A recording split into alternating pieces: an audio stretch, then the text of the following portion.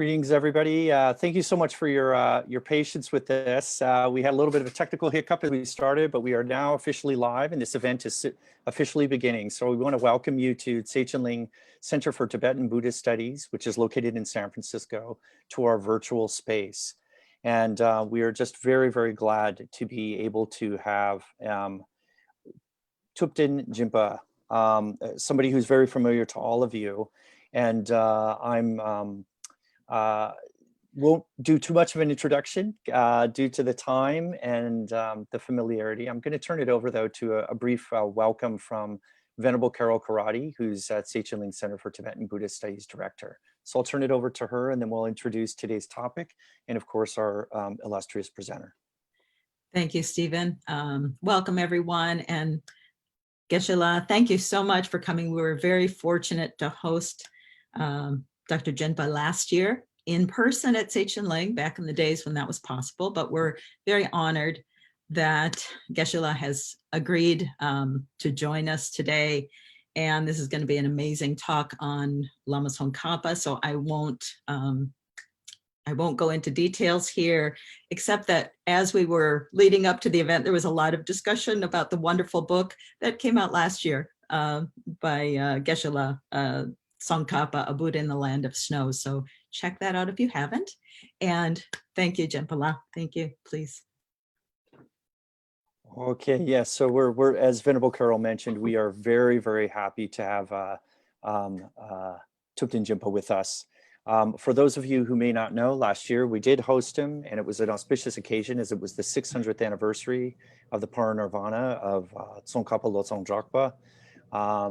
And Jinpa had done us all a great service by writing this amazing modern biography, which I would love to know if this is maybe the first modern biography written under these circumstances of a major Tibetan Buddhist historical figure on Lama Tsongkhapa. So this was released, and we wanted to kind of continue the discussion if we can stay in the zone of Tsongkhapa's thought. And so at Jinpa's suggestion, he said it would be good to perhaps talk about these visions that Tsongkhapa had in the Wolkha Valley in Tibet, and as they pertain to his tenacity and his rigorous pursuit of his understanding of the view of reality according to Buddhism. So with that, we just will get right into this. And thank you very much, Thupten Jinpa, for being here. We are very, very glad to have you. So thank you so much. Thank you. So at the beginning, I would like to invite all of us to just, take a quiet moment and just collect our thoughts so that we could find that bit more settled state of mind. Just, if you need your breath, focusing on your breathing as an anchor, please do so. But otherwise, just find that quiet space in your mind. Just feel that energy.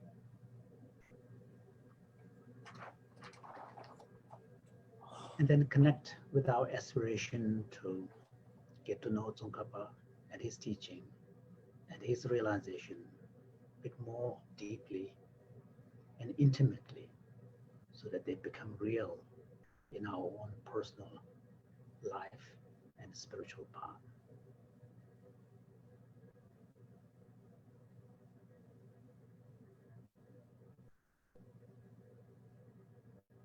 Thank you.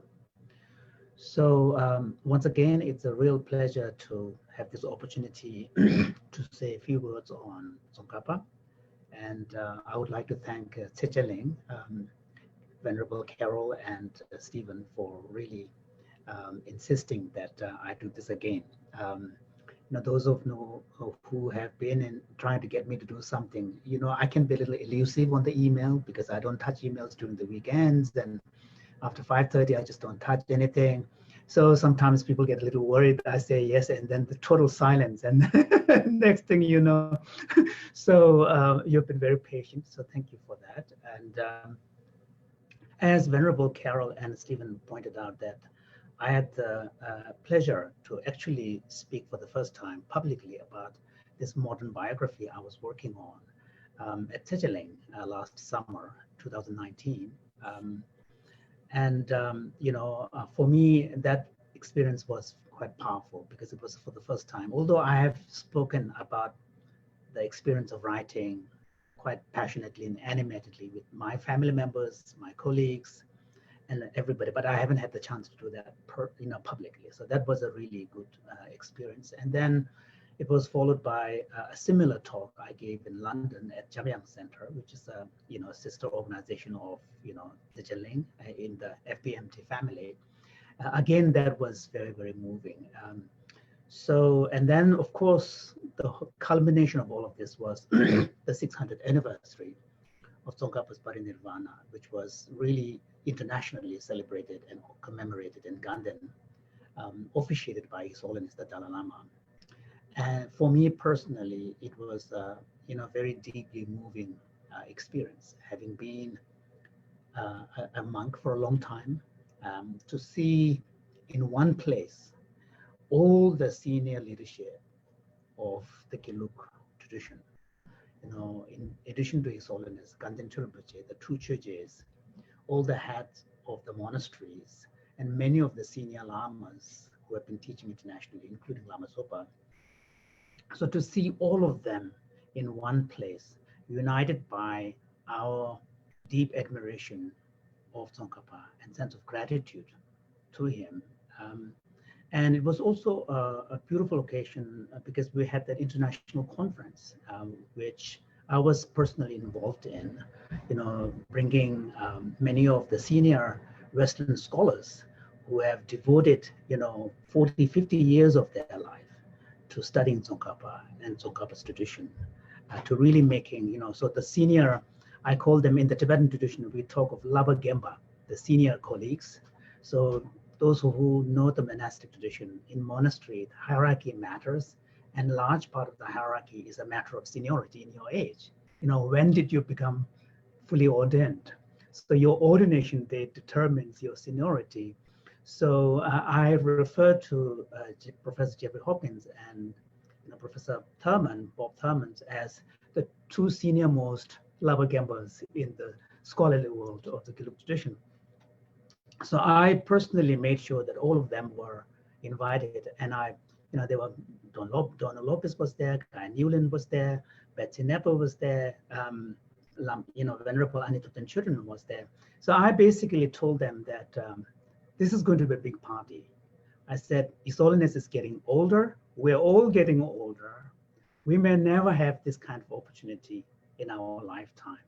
So it's a way of also showing and gratitude to His Holiness as well, so that he, as he gets older, if he's able to see all the students who have been with him for 40, 50 years, steadfast in their commitment, in their work, in their devotion to him, it's a kind of, as the Tibetan Buddhists would say, it's an offering of practice to our Guru as well. So I said, get yourself up to India, to Hubli, which is the nearest, or Bangalore, or Hubli. Then from there, I said, I'll take care of it. Your accommodations, your food, taxis, I said, I'll be the travel agent. So anyway, it really was a deeply, deeply moving experience. And His Holiness was also very deeply touched. I was fortunate to have my own book on Tsongkhapa's biography released officially by His Holiness. And also we had the entire collected works of Tsongkhapa and Gyaltsab and Khedrup, which has been critically edited, and the work took many years. And I was fortunate enough to be able to raise the funds to pay for the two senior editors who are full-time dedicated to this work for over 10 years. So 44 volumes of the critical edition of the three collected works, the three masters, became available. And this is now in searchable Unicode e-text. So I have it on my iPad. Now I can search by typing in the keywords, any volume for whatever I'm looking for. It's just a miracle. I mean, it's like in the old days, lamas and gishis, they have to spend so much time cultivating familiarity with each text. And even then, I remember my own teacher, Miramachi, a lot of the techniques of reading text I learned from him. And one thing that I learned from him, which actually now almost all the young students and scholars copy, adopt, is we would highlight all the outlines. And then the next time when the outline says that number 2 has 3, you don't know which number 2 it is. So I would go back to the earlier reference and write the page number and the line number so that we know which 2 we are talking about. And this is a way of making these texts sort of more accessible. But now in the modern format, it's very easy because it's all searchable. And also in my own edited works of classical text, we insert the title of the section itself so that it's in a smaller font so that it's easier. But anyway, now I'm diverting. But the point is that it was a big coming together. And for me, someone who has spent a lot of my own professional work working on Tsongkhapa, to be able to see all of these come together was a truly inspiring and moving experience. I was there for just over a week. I came in and zoomed out because it was around the Christmas time. I left on the 23rd, 22nd from Ganden night after a major event, right after the event, and then took the plane from Bangalore 23rd night and got to Montreal on 24th in time for the Christmas Eve, which is important for my family, my wife's family, which is French Canadian. For them, Christmas Eve is an important, so that I could juggle both worlds. But for me, during those 6-7 days I was there, it was like a dream. And I'm sure it was like that for many people. So I wanted to thank Chen Ling for, starting that cycle. For me, that was the thing that started and culminating in Ganden. But when I was at Chen Ling last summer, who would have thought that the world was going to change in such a way? With all our, we have great minds in the world. We have great yogis in the world. We have great, highly realized beings. Not a single person could have predicted where we are right now. How, and if nothing else, this pandemic experience brought home powerfully the veracity of the fundamental teachings of Buddhism: impermanence, no self, importance of letting go, bringing priorities in our life, not wasting your precious human existence of, leisure and opportunity, and, sort of valuing your important relationships in your life. So it has really, for me, this pandemic has really brought home powerfully the truth of the fundamental, perennial, spiritual values. So, I think it's important for us Buddhists, as we, get more specific in our own personal practice with a specific sadhana, with a specific lineage, with a specific prayer, not to forget that broader human spiritual experience, and not to forget our shared common human experience. So I think it's important. So for this particular session, I was going to focus a bit more on Tsongkhapa's experience of the vision of Manjushri, and particularly choose to this very short text. It's an 18-line instruction which Tsongkhapa received directly from Manjushri and which was memorialized by him, including providing a short summary of the structure of that short text. This happened actually in 1393, before he was 40 years old. So towards the end of his Wolkha Valley 3-year retreat period. One of the interesting things about Tsongkhapa's life is that until he established Ganden monastery, most of the time he was in one retreat or hermitage. So you can see that from the colophons of the text that he was working on, as well as many of the letters that he has written to his students. So you can see in the colophon where he was, and most of the time he was in different retreats or hermitages. Now, his favorite hermitage really was in the Wolkha Valley area. So there are a couple of, hermitages there. So this is the Wolkha Valley in the southern part of Tibet, southeastern part of Tibet. And Tsongkhapa really spent 3 years in intensive retreat, but also after that, he came back to Wolkha Valley for another 1-year retreat. So he kept repeating it, visiting it. So Wolkha Cholung is the main retreat that was specifically built for him. But before that, he was in Wolkha Samdaling, and there are many other Jingchi. So this is the area where he spent those 3 years. But one thing is that he never really liked staying in one place for too long.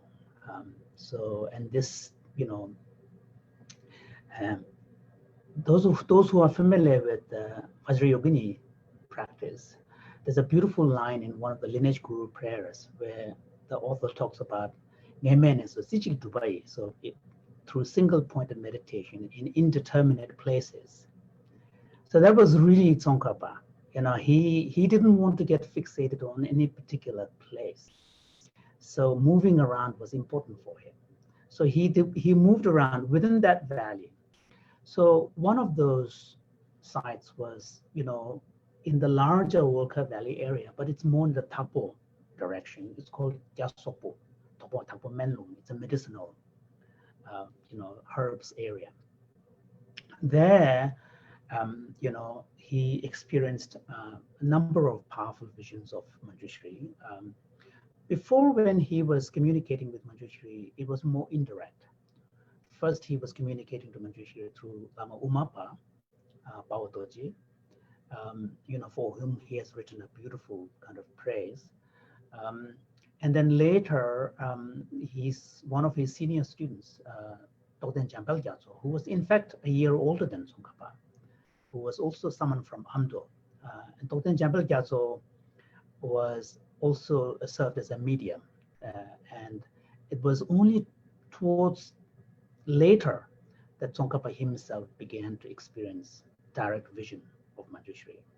And even then, the personality of the Manjushri that would appear to Thupten Jinpa versus Tsongkhapa seemed to be quite different. But Tsongkhapa, Manjushri was a bit more formal, serious, but always to the point.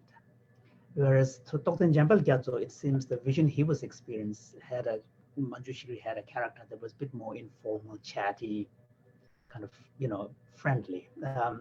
I don't know why that is the case. Probably it reflects the temperament of the person, individual, Lama himself. Because Tsongkhapa, one thing that we know from, what we know about his life, that he was always a very focused man. He was very focused. He did not have much time for chit chats. He was very polite, very gentle, very kind, but he was always very focused.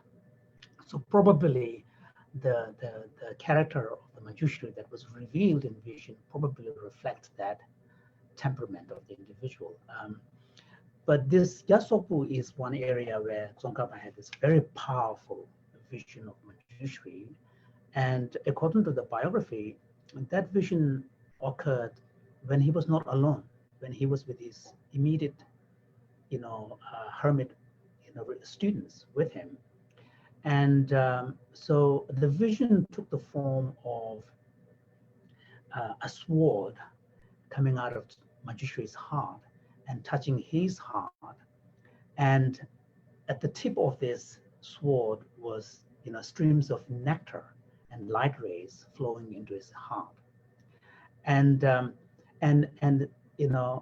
interestingly, some of the students around him also felt that power, as if the biography says that they could taste the nectar, they could feel the light touching them. So that was a very powerful experience Tsongkhapa had at Yasopo. And immediately after that experience, he wrote a 4-line, very cryptic line, and this is here in the city of Katara, attracted by flowers of, now I can't see flowers of its garden, swarms of honeybees frolic about, busily sucking the honey. So it's very cryptic, and Katara seem to be the first syllables of 3 different words, but basically it's referring to Tsongkhapa's kind of body.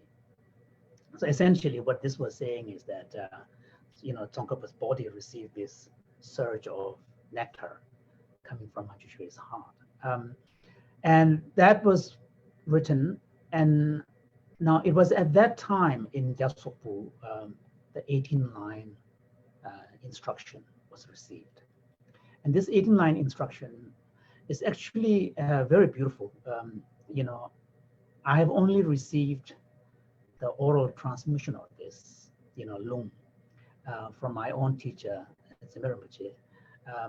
because I received the Lung, the oral transmission of the entire the entire collected works of Gyaltsab and Kirtrup and Tsongkhapa when I was at Ganden. So it was more than a month-long teaching session, but I received the entire oral tradition. So this is part of that. I know in the later Gelug tradition, there isn't, surprisingly, any specific commentarial transmission on this text, which is a little surprising given the historical importance of this text, and particularly the source of this text, which is believed to be none other than Manjushri himself. There is a commentary written by the 18th century meditator, great master, Pujo Ngawan Champa, who was one of the most important meditators of the 18th century in the Gelug tradition. He was a contemporary of Yongzi Yishe Gyaltsen, Benjen Pandey Yishe, and he had many disciples, including Yongzi Yishe Gyaltsen himself. So Pujo Ngawan Champa wrote a short commentary on this, but Tsongkhapa himself wrote a short summary on the text. Now, what makes this text unique is that in 18 lines, the entirety of the Vajrayana Buddhist path to enlightenment is actually condensed. So that's what makes it, and it's also from a very practice perspective. So what I would like to do is now to sort of go through these 18 lines very briefly, and then I can comment on the broader issues that come up from these 18 lines. So,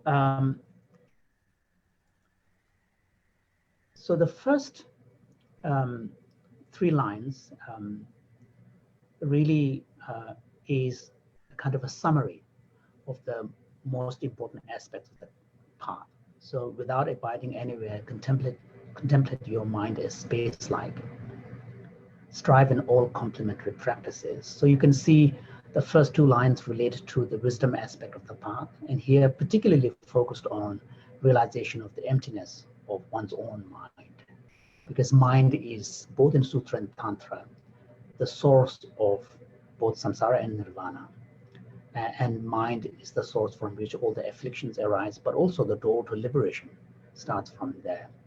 So no wonder in the Gelug tradition, if you think of the sutra practice, a large emphasis is placed on understanding the nature of mind. And for example, in the Gelug Mahamudra practice, Gelug Mahamudra is nothing other than meditation on emptiness of one's own mind, essentially. And 2 levels are identified. One is the conventional nature of the mind, which is focused more on the shamatha practice. And the ultimate nature of the mind is the vipassana, insight section, the Gelug Mahamudra practice. And then an advanced level of Vajrayana, then the practice of the clarity or clear light or luminosity of the mind is, arises from the mind isolation. So mind, as we know, and then we know in the Dzogchen and the Mahamudra, Kagyu, in all of these, understanding the nature of the mind is central to Mahayana, path to enlightenment. So the strive in all complementary practices really kind of refer to the method aspect of the path. So you can see that in this, the 2 elements of the path to Mahayana path to enlightenment are actually presented in a very brief summary format. And then the third line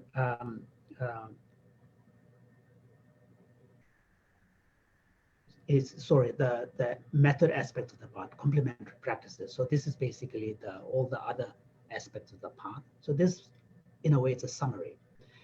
And then the next 4 lines is really talking about the conditions that we need to create for a serious practice. Essentially cultivating the stability, the foundation of morality, and then training our mindfulness and meta-awareness to be able to cultivate the settled state of mind. And so in other words, is really talking about the other mental conditions that are necessary to really get deeper into the practice. So those are more like kind of factors necessary for the successful practice. So it's remaining alone like a rhinoceros. It's talking about the importance of having focused attention, discard all distractions. Here you're talking about the concentration practice, and abiding with an equipoise. So that's a meditative sitting session. Formal sitting is also important. Approach the great awakening. So those are conditions that we need to create. You just can't barge in. So, I mean, we can if we have a good control over our mind, but not many of us do. And mind has its own energy, its own will, although we feel like we have control over our mind, but actually in reality, not that much.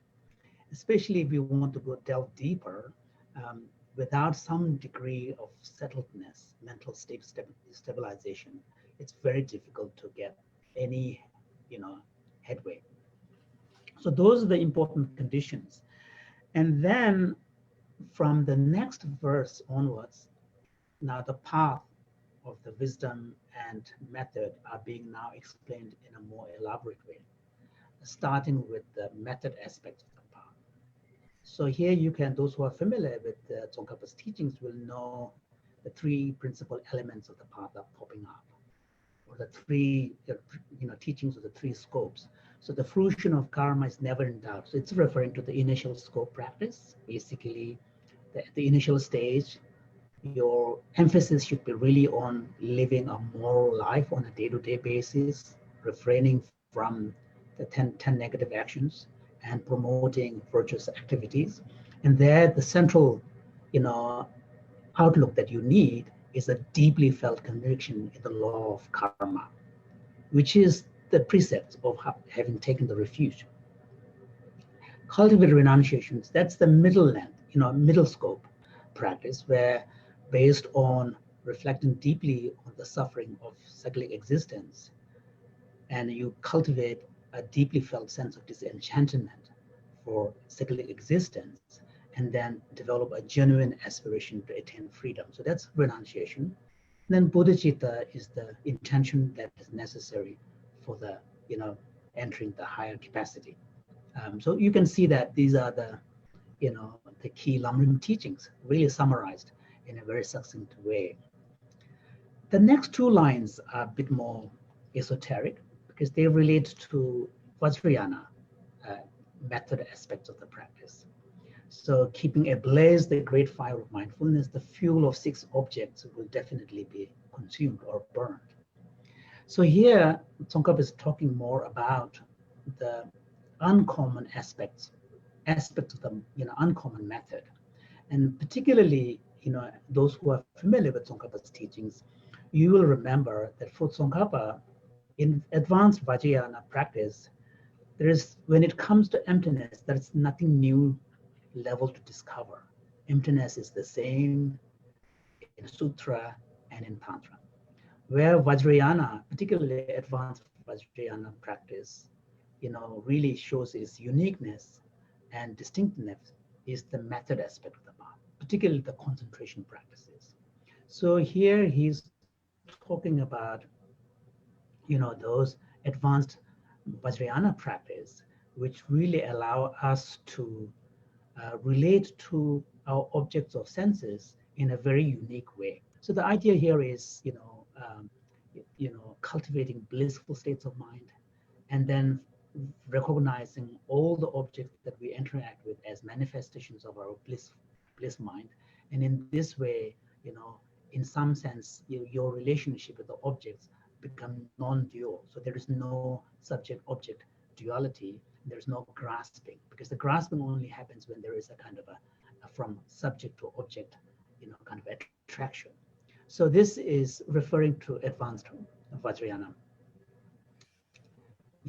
method aspects of the path. Now, from here onwards, then the wisdom aspect of the path is being explained a bit more in detail by choosing first the object, then the subject, then the union of the object and subject. And this being an oral teaching, you can see the kind of slightly opaque, kind of a mystical kind of tone of the language. So it says no phenomena of either samsara and nirvana ever were or nor will be perceived. So this is making a general statement of emptiness.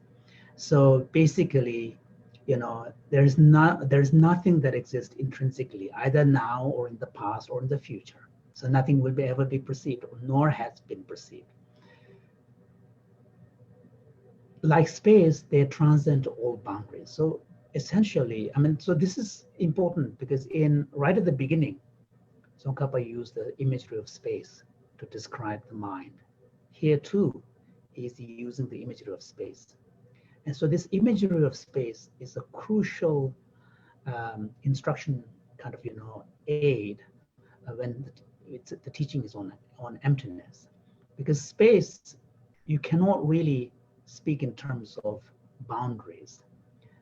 You can only understand it. Now, this space is defined in the Buddhist sense of absence of obstruction. So space can only be understood in terms of a negation, absence of something, and also a vastness of it, and the uniformity, oneness.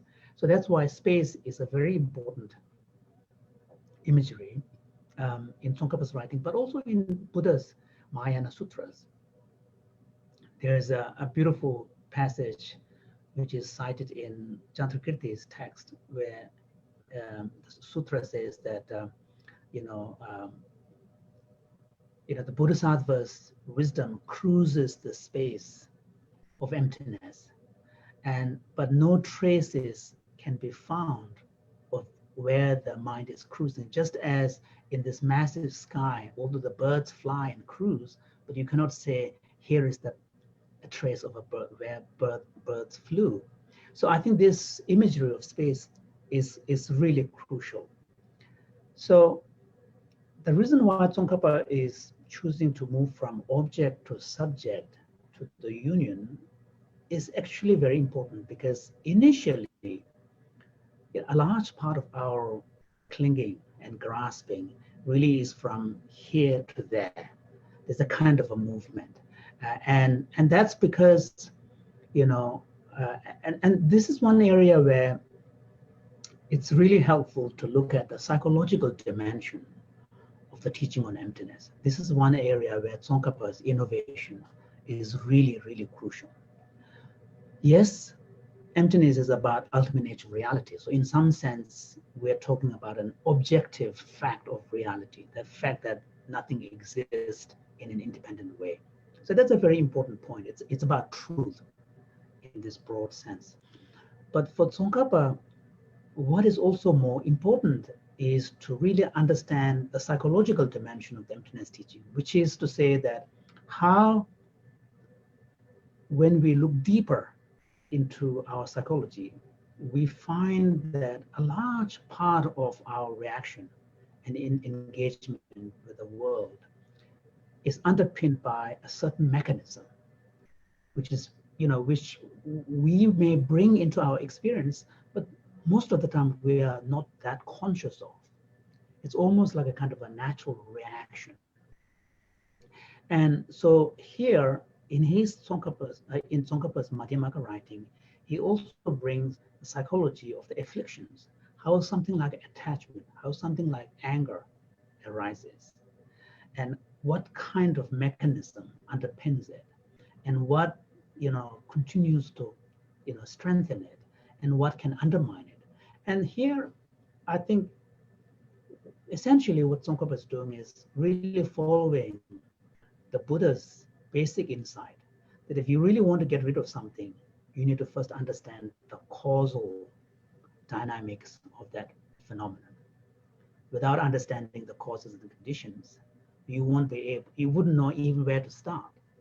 So with respect to grasping at the inherent existence as well, we need to have some understanding of the psychology of that mechanism, you know.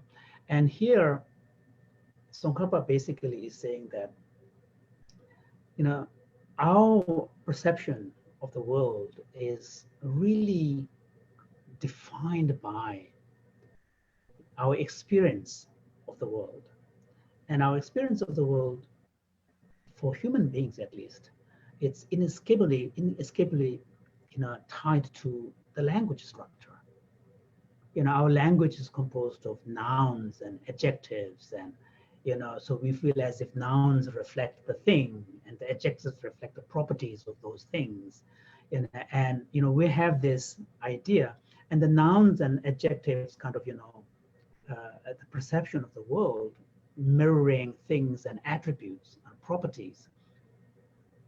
And in some ways, a contemporary evolutionary psychologist would say that actually without that, you won't be able to survive. And they may be true. We have to assume that if I lift my leg up, next time I put it down, the earth is going to be there that I can trust. And, you know, without those kind of basic trust, we as human beings won't be able to function. Tsongkhapa will accept that point, but Tsongkhapa will say that actually we are bringing a lot more as a basis of that trust. And so what he's suggesting is that we can continue to have function in the world in a robust, effective way. That's why he calls conventional reality. Yet not move on to the next level, which is the layer of objective intrinsic existence that we expect to be there, which we attribute. Because this is what leads to all kind of grasping, clinging, and so on and so forth. So but the teaching on emptiness for Tsongkhapa is not simply about finding the objective truth of reality. It's also about a teaching on getting rid of our grasping. So moving from tackling the object is the first step, because objects are more obvious, evident. Our relationship with them are more easily analyzed. You know, although we know that we start from grasping at ourselves first, which is a very fundamental, you know, as Chandrakirti puts, you know, first the thought I am arises, and then the thought mine arises, and then we build up a whole edifice of emotional life. So he's right. So the initial, you know, impulse really comes from within, but immediately we project it out, and the relationship is really about.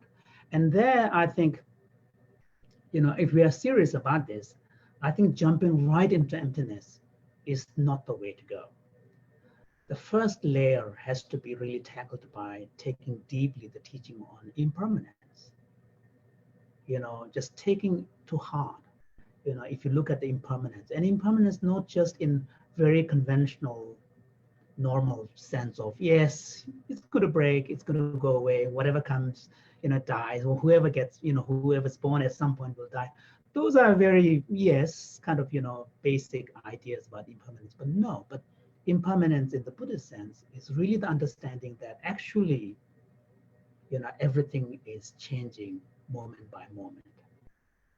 You know, our sense of recognition, in fact, the recognition presupposes a continuity of a thing.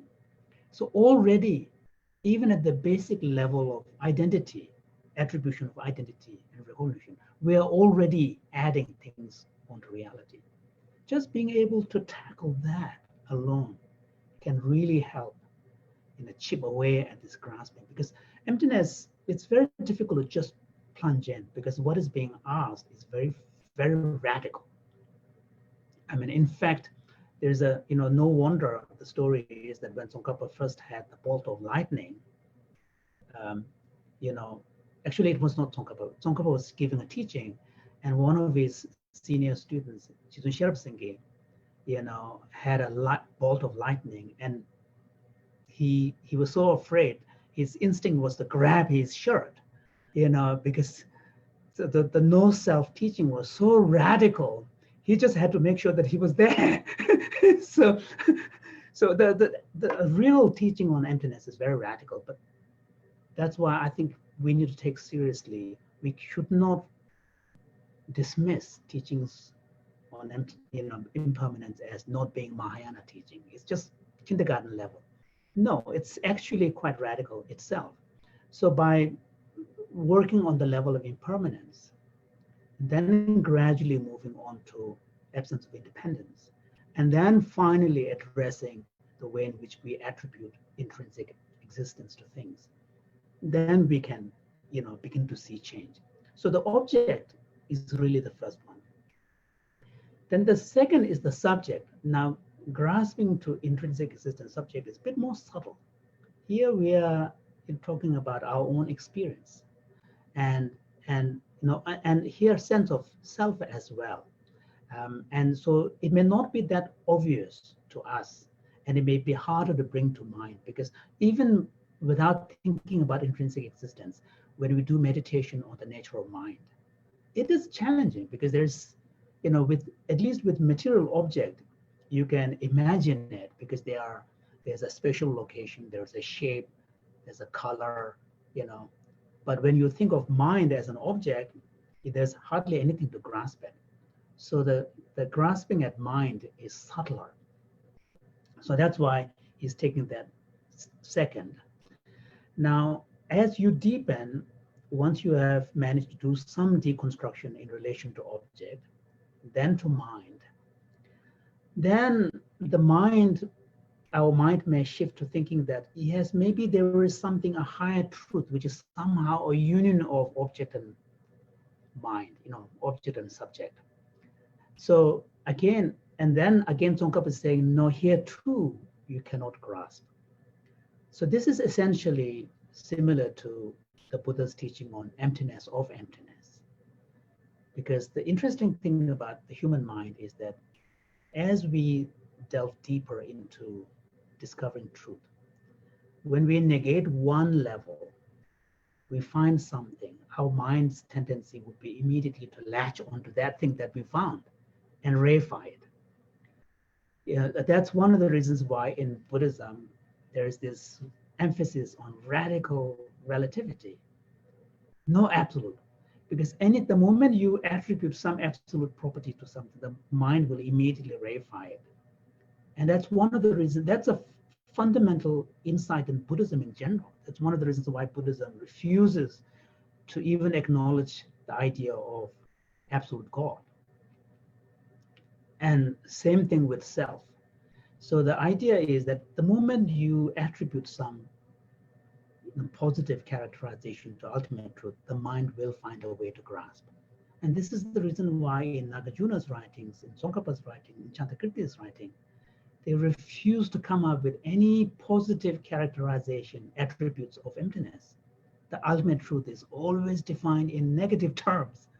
The closest they come to ever using affirmative language is thatness, suchness. But that's an empty word.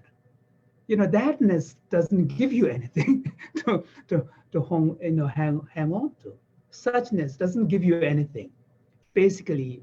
So I think, and this is something that is really crucial for those of us who want to take emptiness seriously. So, and then he says that by moving from object to subject, and then finally negating the union of the two, then one would be able to really find the path that is praised by all the Buddhas. So, and here, with respect to actual practice, one thing that we have to remember in Tsongkhapa's teaching is that there's a huge emphasis on cultivating deeper intellectual understanding first. Not only in relation to emptiness, but in relation to the overall path. And that's one of the hallmark of Tsongkhapa's approach. Even though you may be practicing a very specific instruction, like say a sadhana or vajrayogini, your practice is very specific, but that specific practice needs to be based upon a bedrock of a solid understanding of the overall map of the Buddhist path, the big picture view. That is really important for Tsongkhapa, so that you know what, you know the significance of the specific practice that you're doing, so that it doesn't become siloed. So this is a very important point, and particularly when it comes to emptiness.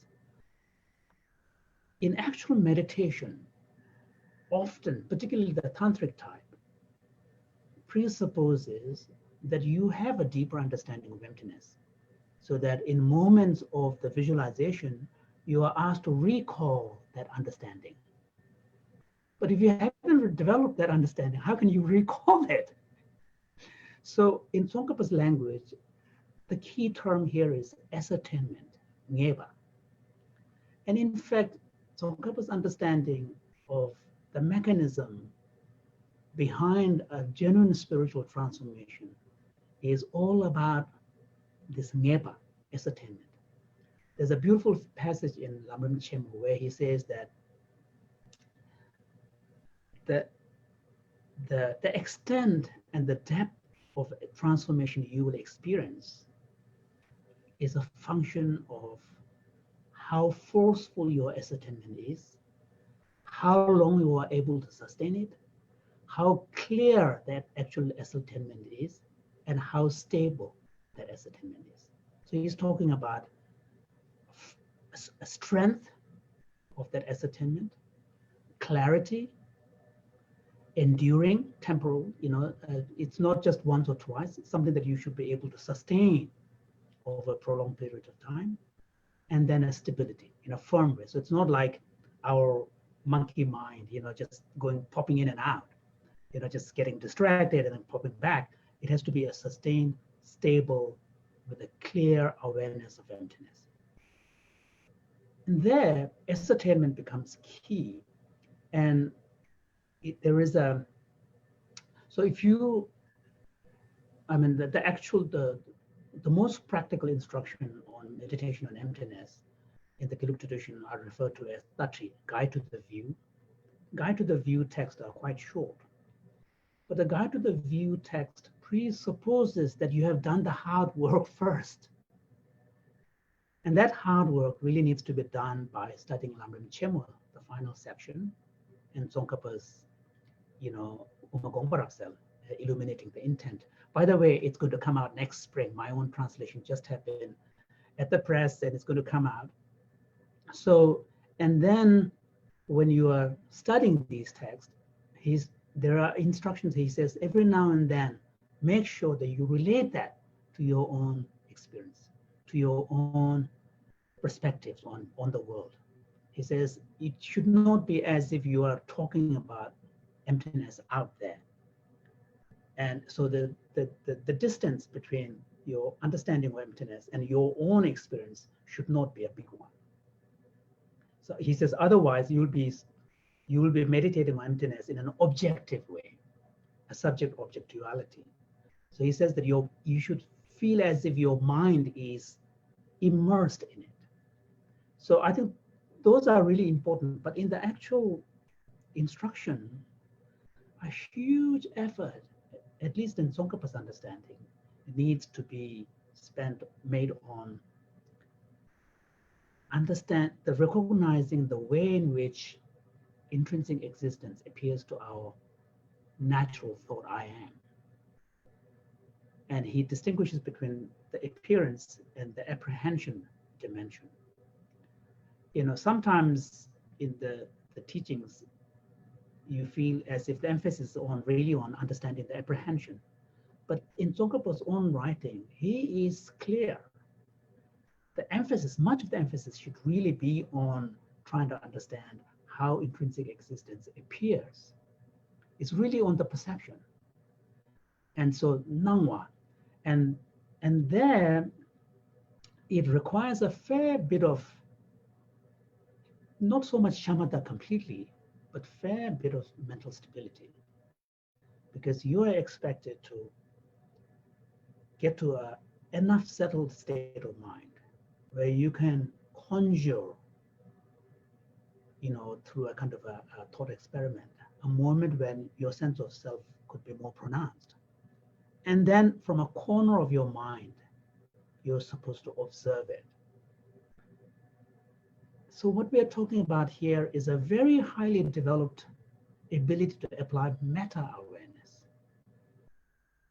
That meta-awareness can only be cultivated if we have done some shamatha practice. Because we are asked to, in some sense, split our mind and have from a part of that mind acting as a kind of a meta-observing without disturbing the overall mind state, which is focused on observing how the I appears to the mind. It's easier said than done. It's actually quite challenging. But on the other hand, at least you can get a sense what he's asking us to do. And that kind of practice really requires an ability to calm your mind, to be in a settled state, to create that spaciousness, and then simply observe. And once you observe and you become, and then he has this whole discussion about how the self might appear to our mind. And it's quite complex. I don't want to go into the details, but what he's saying is that although sense of self arises in us naturally, most of the time we take it for granted that we don't pay attention to how it actually arises. So what he's asking is to create a scenario where we can deliberately evoke the arising of that natural sense of self, and then create enough space in that mind to be able to observe it. So those are things that needs a little bit of practice. So, and then when you do this, the more you are able to recognize how the mind is attributing, intrinsic existence to our own self, the more you will be able to understand that it's not part of the reality. So in this way, he's asking us to develop a deep, almost experience-based, not an experiential in the direct sense, but experience-based appreciation of how we attribute intrinsic existence to self and our mind. And then in meditation, he really wants us to maintain a fine balance between a more discursive approach, which would take up a topic like, a subject like ourself, and then deconstruct it. And then when we get to a point where we are convinced that nothing like what we assume to exist is really there, then he wants us to rest there, not just move on. So this is the combination of analytic, discursive, and resting is really key to Tsongkhapa. Now, in some Tibetan masters' traditions, teachings, they really emphasize the resting part. But Tsongkhapa really wants to emphasize that you need, and then in fact, there is a beautiful set of oral teachings by Tsongkhapa in his collected writings, which were compiled together by Keduje. And some of them are very esoteric, advanced, so generally they are not translated and available. But they are really, there's a beautiful collection of those two different collections. And in one of those texts, there is a very short instruction by Tsongkhapa called the Vajra lines on the view.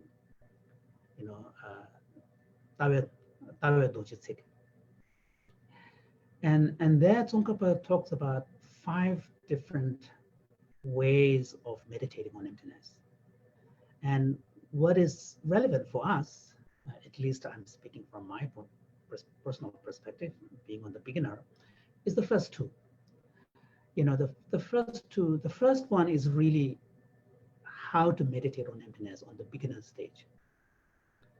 And then the second one is a little bit more advanced, where you are beginning to have some stability of shamatha type. Not complete shamatha, but similitude of shamatha, where you are able to bring your mind to a settled state. So in those two, in the first one, Tsongkhapa says that at the beginner stage, the overwhelming emphasis should be really on the discursive approach and emphasizing as much as possible, try to make sense of this non-implicated negation, the simple negation. You should be able to, through a deconstructive process, analytic process, get to a point where, yes, there's nothing that intrinsically exists. To the point where you have to make sure, but there's no such thing as a but. So it's really a complete deconstructive approach. And then when you get to the final conclusion stage, just reflect and stay there, and so that it becomes reinforced. But the process itself is primarily discursive. So he's asking us to go through it again and again and again and again, but stop, reflect, strengthen it, reinforce, but then go again. And he says that's for the beginners, because he doesn't expect us to have the sort of stability of mind that you can sustain it for a long time. On the second stage, which is where those of us who have been meditating for many years, hopefully we should be on the second stage, not the first stage. There, he's really talking about this balance of discursive and resting. And pure discursivity is not going to work, but pure resting practice is not going to work. And there, what he wants to do is he wants us to really maintain a fine balance between the strength and of the ascertainment of emptiness, our understanding in plain English, and the stability of the mind. Because when you apply too much discursivity, the stability will get undermined. Your mind becomes too busy.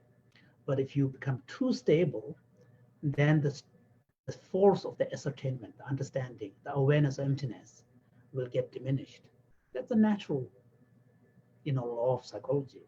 So what he wants to do is he wants us to really practice ourselves so that we are able to maintain this fine balance, so that as we emphasize the stability, and once we begin to recognize that the force of the understanding is getting diminished, we reinforce by engaging into discursive practice. Once you have get to a certain level of strong analysis and understanding, then don't overdo it, because otherwise it will destroy the stability. And in this way, he says we need to maintain. And any session where we can do this, and his suggestion is at the beginning to keep the sessions short, but have many sessions. I hope that once the pandemic situation is over, some of the Gelug centers will really, put these into practice, have retreat sessions where you go through this guide to the view, maybe a week by week, and hopefully you can have Geshes and Lamas who can guide you through. Because these practices, the guide to the view texts are quite short, and they can be used as a kind of a manual, but it would presuppose some understanding before. And in this way, what Tsongkhapa is saying is that, this is how the mind, but basically what he's saying is that we are trying to change the fundamental habits of the mind. And the fundamental habits of the mind cannot be changed simply by stopping thinking. Because, his point is that we are learning to view reality in a different way. And that relearning requires actually an active cultivation of wisdom. So those are really crucial parts of Tsongkhapa's teaching. And I think it's helpful if, as we remember him and as we feel grateful to his teachings, as much as possible, we can also engage with some of his teachings in a more specific and personal way. And Guide to the View, Datri, are really beautiful set of teachings. The Library of Tibetan Classics volume on Gelug tradition is going to be, right now I'm in the middle of finalizing the editing. We will probably have it released next year or maybe early 2022. And it contains a set of Guide to the View teachings, one by Yongzi Shigyaltsen. And Guide to the View Tati is actually, an important genre in many of the Gelug masters, right?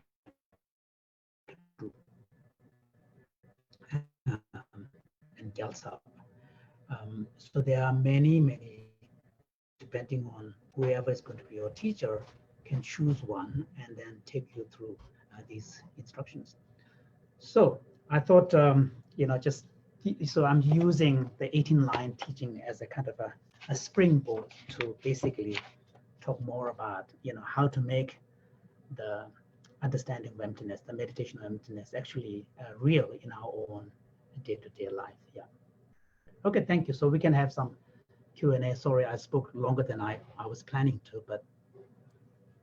No, we're deeply grateful for that extra length. And so we're really, and also the hard advice that's there for all of us. I did put links to the books that will, the one book in particular, the Gombo Rapso, which will be coming out in March. So there are pre-order links. I put those in the comment section. So let's open it up to questions. If you have any questions, raise your hand, unmute yourself, send a message in the chat. But we'd love to have your questions. In the spirit of Lama Tsongkhapa, that's probably what we should be doing, as Jinpa said so kindly, again and again and again. So I see Venerable Amy Miller has a question. No? Okay. I think Yuvini has her hand up. Yuvini? All right, Yuvini. Thank you so much, Jinpa. It's so nice to see you. Same here. Very precious teaching. And my question is, I love that you spoke about the more subtle method of meditating on impermanence. I find that actually his second one, where you look at the subject, is easier because you can look at the mind and then nothing there. But when I look at, like a cup, the reification is so strong that I have to use very gross levels to think about impermanence. So I would love some ideas on how to maybe meditate on that with those subtle techniques, if you could extrapolate. Thank you. I think for the external, the reason why he's leaving the subject before the object is that generally the tendency is, when we deconstruct the object, our tendency is to spring to more subject. So that's the idea. And this is something that you also see in the philosophical traditions as well. So the mind only is a move away from, deconstructing the external objects. So you tend to move on mind. And historically in India, say for example, if you look at Vedanta tradition, Advaita, Advaita, envisions the final reality to be some kind of indivisible union of, mind, consciousness, and reality, which is what the great Brahman is eternal. So there is a tendency of the human mind to sort of move from object to subject. So that's why he left. For the object, I think instead of choosing a specific object like a cup, probably the more effective approach first is to look at the universal principle itself. So that's why if you look at the Buddhist teaching on impermanence, particularly in the Indian Mahayana tradition, so there is this, you have the four characteristics of the First Noble Truth. You have the impermanence, suffering, emptiness, and then no self.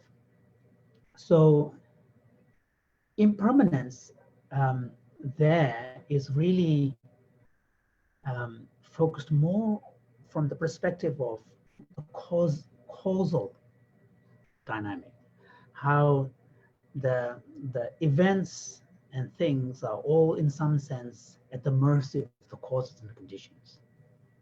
So that kind of, and the fact that when things are produced by their causes, that the seed for their eventual annihilation is already built in them as part of almost like a kind of a self-destruct key.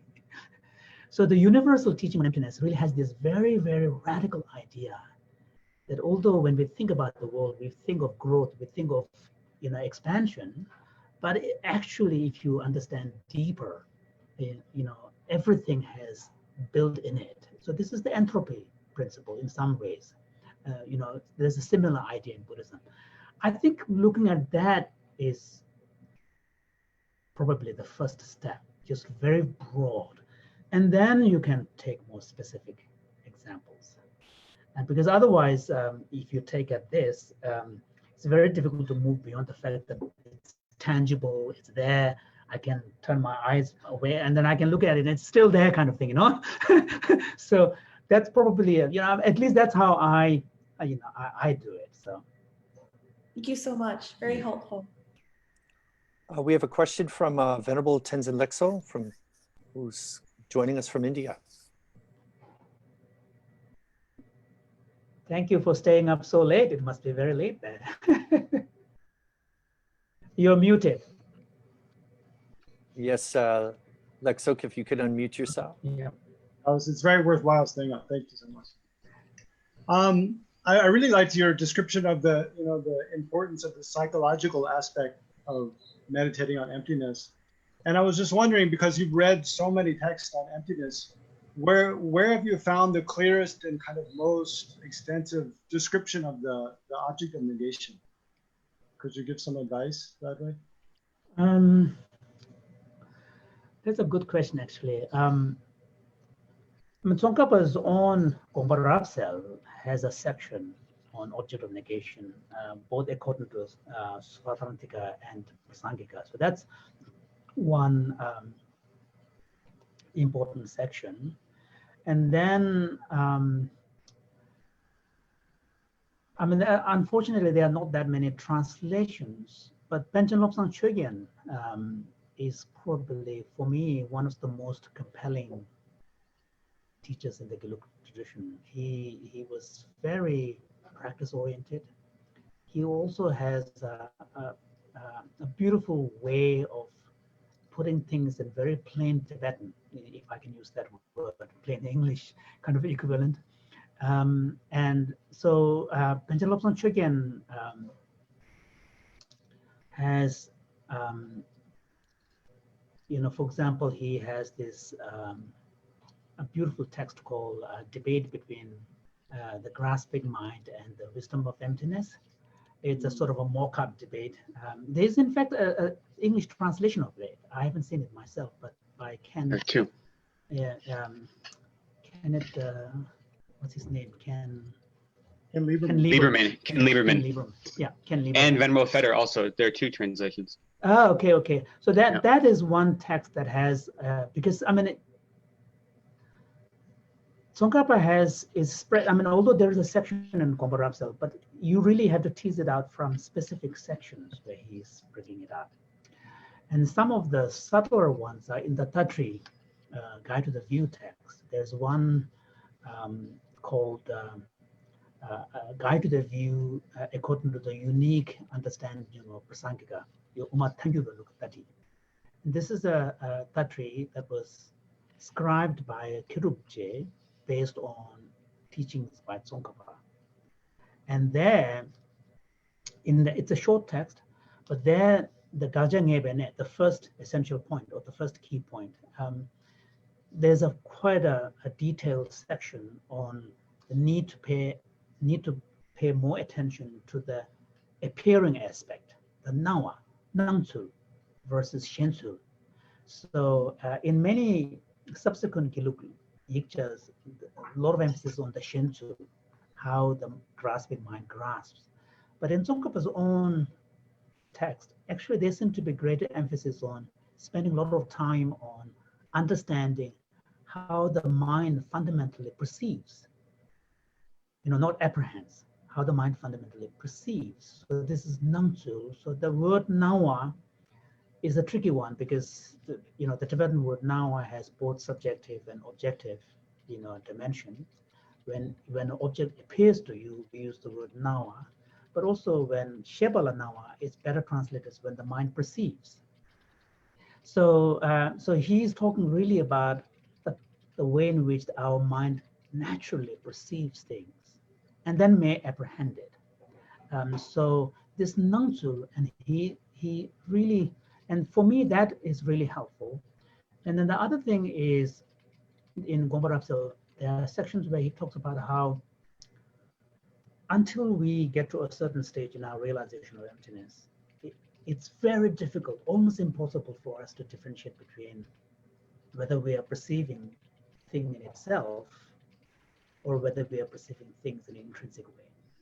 He says that conceptually, it's almost impossible to differentiate because our attribution of intrinsic existence is so automatic, so spontaneous, so subconscious, that it's only much later that we can begin to tease out. So those are things that you have to bring together to really get a clear sense of this culture. And then in Gompa Rapsel, towards the sort of second part, there is three arguments from entering the middle way against the concept of intrinsic arising, and then one extra one from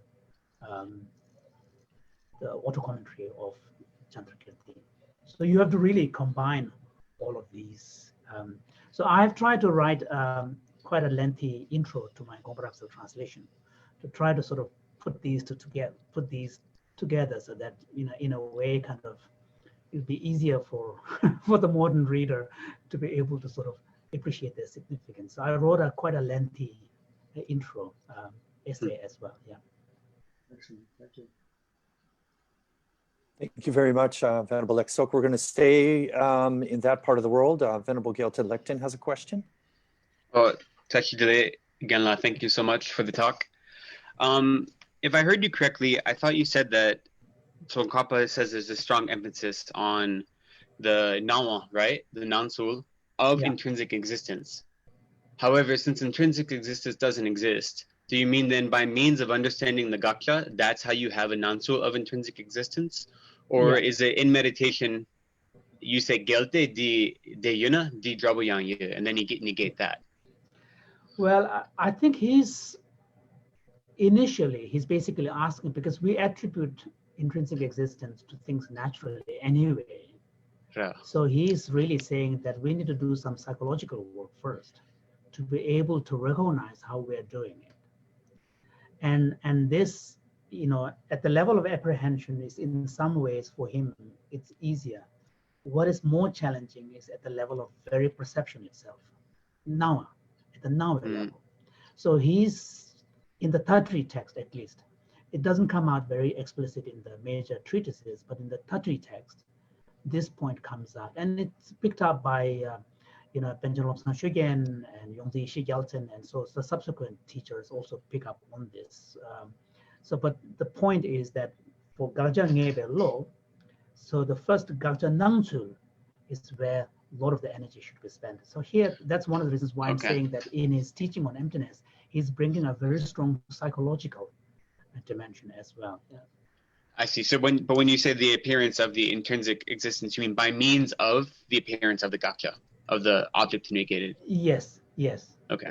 But when we say appearance, we tend to think it's coming from the other side. Yeah. That's so why perception maybe. Yeah, that's why I prefer the word. Is easier. Yeah, exactly. I prefer that language because then you don't have something appearing to the mind, Lasa. Touche. Thank you. We're going to go to Lynn O'Connor. Lynn O'Connor has a question. And Lynn, we'll need you to unmute yourself. There you go. You're good. Thank you for that wonderful teaching. So I know we met in Telluride, and I had the same question then, but I'm going to ask it again. From the point of view of Lama Tsongkhapa, as a psychologist, I understand that the unconscious mind is adaptive. That's how we survived as a species. And pro-social or altruistic, that's how we survive as a social species through the forces of evolution. So my question is, does this relate, or would Lama Tsongkhapa see this as related to our Buddha nature? The fact that we are capable of compassion, we're capable of altruism, would be seen as an expression of a Buddha nature. There is a beautiful line in Maitreya's Uttara Tantra, where one of the arguments for the presence of Buddha nature is that we naturally aspire for happiness. We naturally shun suffering. So this drive, this aspiration is very fundamental. So the seed potential for attainment of Buddhahood must be there naturally in all beings. So that's Tsongkhapa would agree.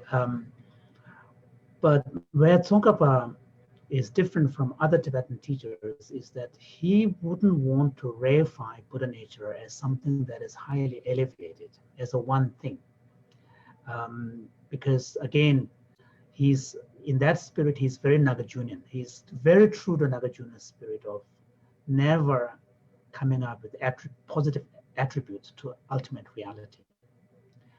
So in other traditions, in other Tibetan traditions, sometimes Buddha nature is really elevated. It's almost like a union of emptiness and the gnosis, yishe, jhan, and it's eternal. It's positive. Tsongkhapa, Buddha nature, the nature is understood in Tsongkhapa in the form of a potential. So sentient beings possess Buddha nature because sentient beings have the potential to become Buddha. And then if you go more specific, what exactly is that nature, then he would identify three separate things. The emptiness of the unenlightened mind is Buddha nature. The potential for Buddhahood is Buddha nature. And also the fact that the sentient beings are receptive to Buddha's enlightened activity is also Buddha nature. So, and this is tied to the specific passages in Maitreya's text itself. And so he doesn't see Nyingpo Chen, Tathagata Garba, as one thing. So this is where Tsongkhapa is quite different from other traditions. Thank you. Wonderful. We have, do we have time for maybe two questions? Yeah, two questions, yeah. Okay, sounds good. Thank you. So we're going to go to Min. Hello, I have a question. Basically, Jinpa, I have a question. So essentially, Yes. What does the mind about our Buddha realizing emptiness feels like? Basically, can we like put someone who realized emptiness into like a machine and then scan the mind? Well, that's a good question. Actually, there's a whole discussion in the Tibetan tradition on Buddha's with gnosis, and there has been also a debate on whether or not it makes sense to actually attribute something like mind in the Buddhahood. And there were some Tibetan teachers who actually went to the extent of saying nothing exists in Buddhahood. There's no wisdom, only in metaphoric sense. Tsongkhapa doesn't go that far. Tsongkhapa actually wants to maintain that the Buddha is omniscient, knows both the conventional reality and the ultimate reality, and there is such a thing as Buddha's wisdom realizing emptiness. Now, when it comes to describing, then it gets very complicated. But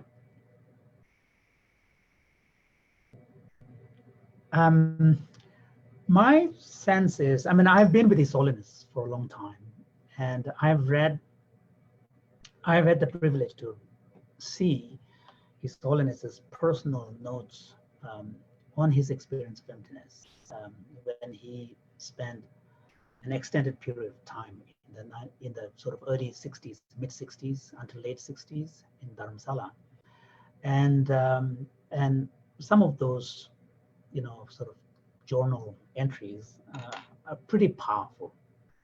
So, and I can get a sense what it must feel like. But from description of Tsongkhapa's own experience too, we could sort of at least have a guess of what it must feel like.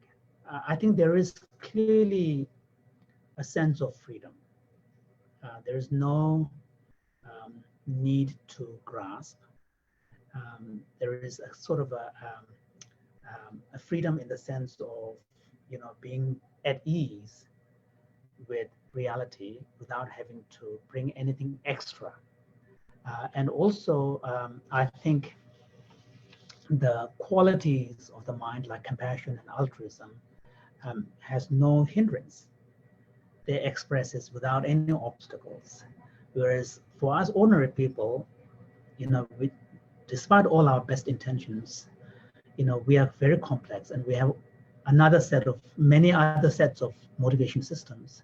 So in any given moment, even though we may wish to bring the best of ourselves, we end up bringing some other part of us.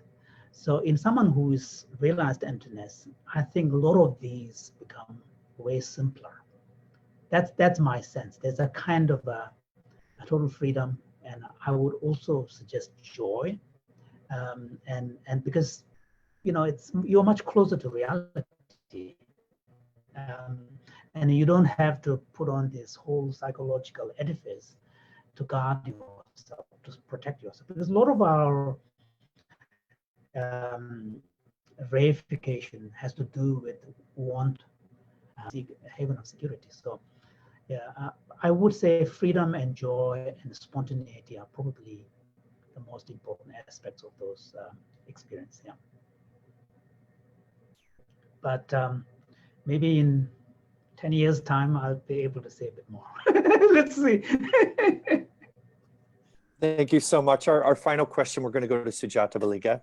Sujata? Hi, my internet connection is weak, so I'm sorry if I break up. Thank you so much for this wonderful, wonderful teaching and talk. So beneficial. My question is around meditative practice in deconstructing the I. And when I go through more of the grosser physical elements, even the consciousnesses, the skandhas, that seems like I can touch a little bit on my cursory understanding of dependent origination. But when it comes to the mind itself, it is I can get to the parts analysis, right? Like the rosary sense of it. But then I end up with reification of the rosary, right? I think I really want, and so it may just be beyond, sort of this intellectual understanding to stop there and try to do dependent origination of the mind itself, but that is utterly elusive to me. So if there is some specific text that you would suggest or some practice guide here on the specifics of the dependent origination of the mind, maybe to help cut my reification of the rosary, that would be great. Well, that's beautiful. Thank you. I'm impressed. I think one thing that would be helpful is using the temporal analysis perspective, because as you say, the rosary is the individual mind movements strung together, and individual mind movements strung together presupposes temporality, and temporality requires presupposition of at least three aspects of the time. But when you come to it, it's very difficult to actually differentiate, because whatever is present is always going to have a little leftover from the past and some aspects of anticipation of the future. So when you dig that deeper, I think you can do better than rosary there, because rosary is individual beads which are strung on a string, but there's no overlap. Whereas when you use temporal approach, then there is an overlap, And this overlap allows you to analyze in a slightly deeper way.